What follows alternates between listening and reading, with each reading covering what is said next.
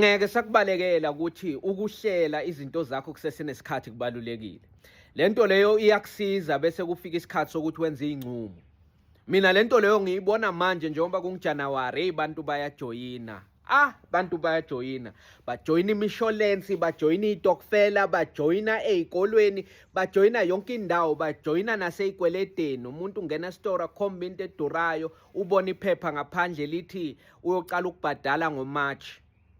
Avela athi hayi no, le payment break la banginika yona nje zisasuka, ngiyayithanda, ngiyasifaka la ngoba futhi kunalento yokuthi hayi new year new beginnings, new things.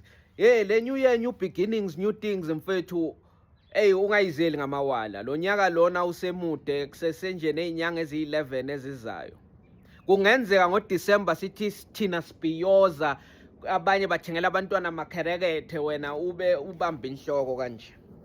Ngalezi zinto ijoyina manje ngoba nala jimini bathi hayi inyanga yokuqala uzojima mahhala, uzocala ukubhadala ngoFebruary, hayi nawe uyangena.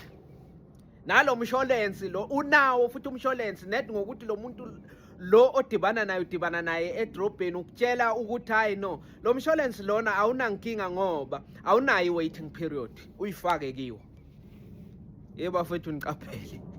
Lo nyaka usemude lona mfethu. Uqaphele yabona kungcono ngabe bowuhlelile vele kulonyaka ophelile uthi kulonyaka lo uzojoyina zonke lezi zinto. Ungajoyini manje ngamawala ngoba ubona lamaphepha asemnyango kule indawo ezithi hayi uzobhadala later, siya-understanda isimo sikaJanuwari sime njani. Uzoba nenkinga bafu. Uzoba nenkinga. Ngabe bowungakahleli uyayifaka nje.